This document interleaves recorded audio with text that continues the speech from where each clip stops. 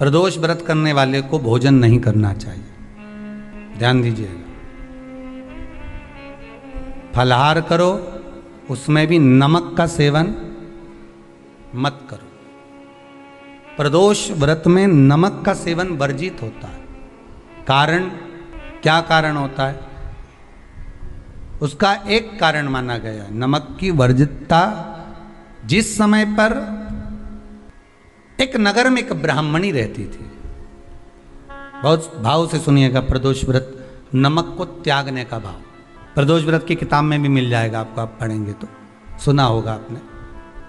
एक ब्राह्मणी रहती थी एक नगर में, उसका पति नहीं था। छोटा सा बालक एक साथ में रहता, छोटा सा बालक। अब ब्राह्मण के घर की धर्म पत्नी है, ब्राह्मण कर्मकांड करने वाला, पूजन करने वाला, पाठ करने वाला, अनुष्ठान करने वाला, पूजन करने वाला, मंत्र जाप करने वाला, भगवत भक्ति में डूबने वाला। ब्राह्मण तो चले गया, ब्राह्मणी बच्चे के साथ रह रही है। क्या करे वो? अकेली निवास कर रही है, अकेली रह रही है। और ब्राह्मणी बच्चे के साथ भ्रमण करती रहती, घूमती, कहीं कहीं दर दर जाकर कुछ भिक्षा को मांग कर लेकर आ जाती। और भिक्षा लाने के बाद में उस भिक्षा को जब लेकर आती तो अपने बच्चे को भी खिलाती और स्वयं भी उसका पान करती। एक दिन ब्राह्मणी भ्रमण करते करते प्रदोष काल के समय पर शिव मंदिर में प्रवेश करी। प्रदोष काल के समय पर, और शंकर मंदिर में जब प्रवेश करा, प्रदोष काल किसको कहते हैं? सूर्य अस्त हो रहा हो, रात्रि प्रवेश कर रही हो, दोनों का जब मिलन हो रहा हो वो प्रदोष काल कहलाता है। दोनों का जब मिलन हो रहा,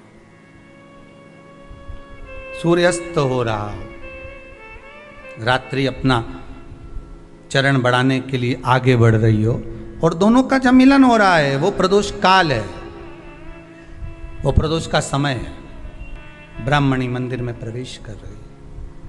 जब ब्राह्मणी मंदिर में प्रवेश करी, मंदिर के अंदर पहुंची, प्रदोष काल का समय था, प्रदोष का समय चल रहा था।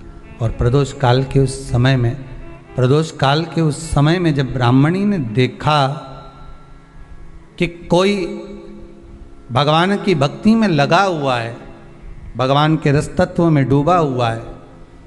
आज ब्राह्मणी के पास में कुछ पदार्थ नहीं है, अपने बच्चे का पेट भरने के लिए कुछ सामग्री नहीं है, और कुछ आस लेके वो प्रवेश करी है, कुछ आस लेकर वो अंदर प्रवेश कर जाती है। कोई ऋषि की पत्नी, कोई ब्राह्मण जन की अर्धांगिनी उस प्रदोष के समय पर शंकर का अभिषेक पूजन कर रही थी, भगवान शिव की आराधना कर रही थी, भगवान की भक्ति में डूबी हुई थी। जब भगवान शिव की आराधना में डूबी हुई है, आराधना कर रही है, ये कुछ पाने के लिए चली गई, ये कुछ पाने के लिए गई और इसके मन में आया कि मैं कुछ, मुझे भोजन का कोई पदार्थ मिल जावे, मुझे कुछ भोजन मिल जावे, और जब मुझे भोजन मिल जाएगा तब मैं जो पाऊंगी अपने बच्चे को भी पाऊंगी।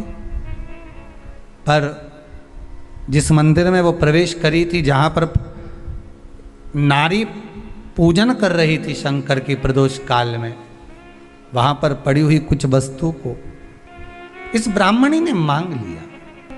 मेरे बालक को बहुत भूख लगी है, मेरा बच्चा बड़ा भूखा है, इसके भोजन के लिए थोड़ी सी सामग्री दे दीजिए, इसके भोजन के लिए थोड़ा सा कुछ रस तत्व दे दीजिए। उसने उठाया थोड़ा सा पदार्थ, कुछ जो उसके पास में था वो दिया। जब दिया तो देने के बाद जब उसे प्राप्त हुआ और होने के बाद में जब वो मिल गया उसको, तो उसने उस समय पर उस पदार्थ को जैसे ही मुख में लिया, लेते ही कहा, इसमें तो स्वाद नहीं है, इसमें स्वाद नहीं है। उस ब्राह्मणी ने बड़ा सुंदर एक संवाद कहा।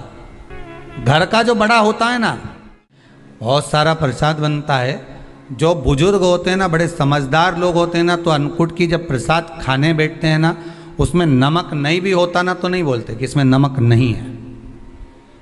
पर जो हमने डोनेशन दिया है, जब तुम आए थे समाज वाले तो हमने 1000 का लिफाफा दिया, 500 का लिफाफा दिया, 2000 का लिफाफा दिया, और भोजन ऐसा बनवाया। एक व्यक्ति वो जो खाकर चुपचाप चले गया, और एक व्यक्ति वो जिसने प्रसाद पर उंगली उठाई। इन दोनों को अन्नकूट की तारीख पे इनका नाम लिख लो, और अगला अन्नकूट आए तब दोनों की दशा देखना। एक जो चुपचाप खाकर चले गया, भगवान के प्रसाद को प्रसाद मानकर, प्रभु का दर्शन मानकर लेकर चले गया, वो उन्नति की सीढ़ी पर चढ़ता चले गया, और जो मिनक निकालता रहा वो साल भर खटर पटर की जिंदगी जीता रहा। भगवान के प्रसाद में कभी भी ध्यान रखिएगा, भगवान के प्रसाद के अंतर्गत स्वाद की कोई मूलता नहीं होती। भगवान का प्रसाद स्वयं स्वाद है।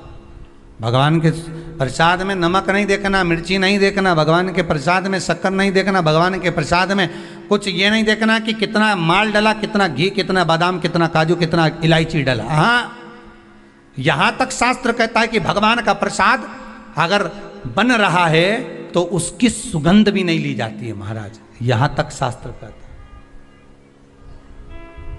जब तक भगवान उसको पानी ले तब तक उसका सुगंध भी नहीं ली जाती। और कई कई जगह तो भगवान को प्रसाद अगर सूखा सामान हाथ में आ गया, इलायची कैसी है, मंदिर के अंदर जाने वाली है भगवान को डलने के लिए, लाओ यार किसकी दुकान से आई इलायची बताओ, इलायची तो 25 बार सूंघा, हाँ हाँ अच्छी है, अब सूंघ लिया तो भगवान इसको स्वीकार करेगा क्या? अरे जम के तो बोलो। एक फूल तुमने बगीचे से तोड़ा और सोचा इसमें पहले मैं सूंघ लेती हूं, इसमें स्वाद है कि नहीं, इस फूल में गंध है कि नहीं, इसमें सुगंध है कि नहीं, और फूल सूंघ लिया, उसके बाद तुम भगवान को देखो, भगवान स्वीकार करेगा नहीं।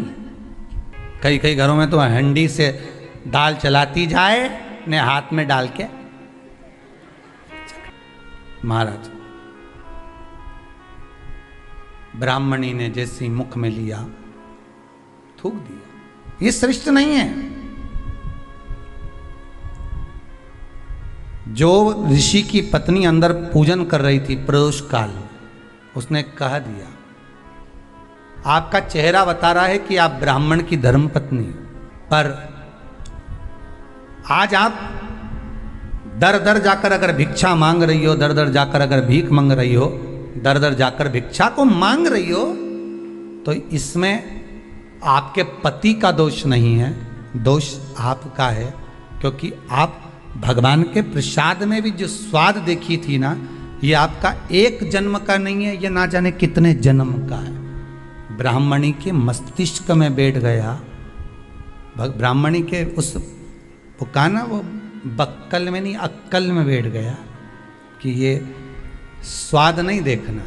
इसलिए प्रदोष व्रत के अंतर्गत ब्राह्मणी ने उस दिन से विचार कर लिया कि जैसे आप पूजन कर रही हो, जैसे आप अर्चना कर रही हो, जैसे आप आराधना कर रही हो, ऐसी आराधना, ऐसी पूजन, ऐसी भक्ति मैं भी करूँगी, ऐसी आराधना मैं भी करूँगी। अब मैं स्वाद नहीं देखूँगी। तो प्रदोष व्रत करने वाले को ध्यान रखना चाहिए कि नमक का सेवन ना करे, भोजन ना करे, फलाहार करिए, फल का आहार करिए, प्रयास करिए।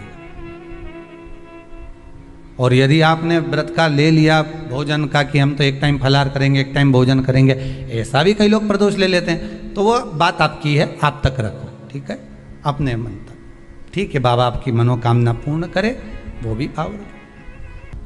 अरे भगवान को धन्यवाद दो कभी कभी कि तूने अच्छे घर में पैदा किया, अच्छा परिवार दिया, अच्छा पति दिया, अच्छी पत्नी दी, अच्छे बच्चे दिए, अच्छा कुटुंब दिया, घर दिया, दुकान दी, जमीन जायदाद दी, शरीर अच्छा दिया, हाथ पैर आँख नाक मुंह सब बढ़िया दिया, एक के भी निपटा के नहीं भेजा तूने। मान लो एक आध निपटा के भेज देता तो क्या झगड़ा करने ऊपर जाते? एक ही कान देता और एक गायब कर देता तो यहाँ से चिपका देता, तो क्या कर लेते? हाथ एक देता और एक गायब कर देता तो क्या झगड़ा करने जाते ऊपर कि मुझे ऐसा शरीर दिया? नहीं, भगवान को धन्यवाद देना कि मुझे अच्छे घर में पैदा करा, कटोरा लेके वहाँ चौराहे पे नहीं बिठाया, तूने अच्छा घर दिया, 2 समय की रोटी दे रहा है, खूब जोरदार शरीर दिया, भजन करने का मुहूर्त दिया, और बचा कुचा था तो ये सियोर वाला महाराज दे दिया, कथा सुनाने वाला। शाम के समय पर प्रदोष काल में बेलपत्री के पेड़ के नीचे, चाहे शंकर के मंदिर के दरवाजे पर या शिव मंदिर में अगर आप प्रदोष के दिन दिया लगाते हो, सोमवार के दिन दिया लगाते हो, तो ऐसा कोई व्यक्ति नहीं जिसको मेरे देव अधिदेव महादेव मेरा विश्वनाथ भंडार नहीं भरता हो, खाली नहीं छोड़ेगा, दे देगा, भंडार भर देगा, कमी तो नहीं रख सकता, ये पक्का। पर तुम करना ही नहीं चाह, 2-4 सोमवार करो और उसके बाद के तो महाराज जी हमने तो करा था, हमको तो मिला ही नहीं। 2-1 प्रदोष करा तुमने, अरे 1 साल करो, सारे दर बदर भी तो अपन ठोकर खा कर आए, इतना साल निकाला अपन ने, और 6 महीना 3 महीना 4 महीना भगवान से निवेदन तो करो, दिल से कहो तो सरी, नी भंडार भरे तो बात दूसरी, एक बार बोलो तो। पर जगत के लोगों के सामने जाकर मत कहना, कहना तो देव अधिदेव महादेव से कहना।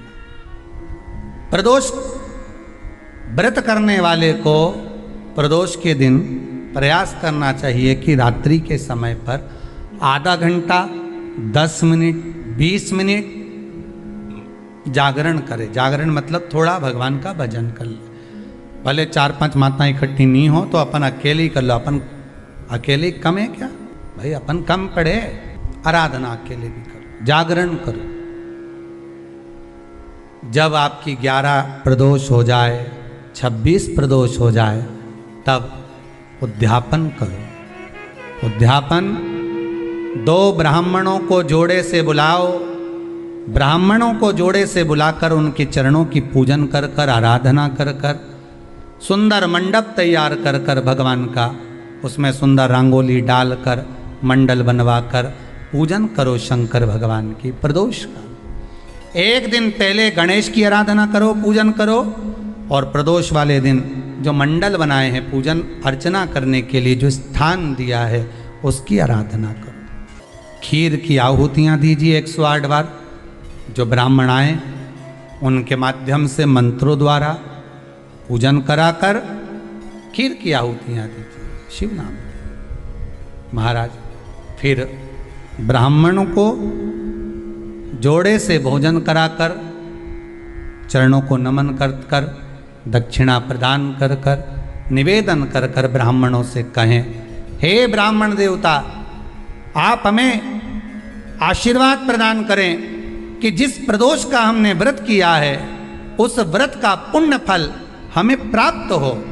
ऐसा ब्राह्मण चरण को नमन कर कर, प्रणाम कर कर उनसे अपने मस्तक पर अक्षत छुड़वाएं।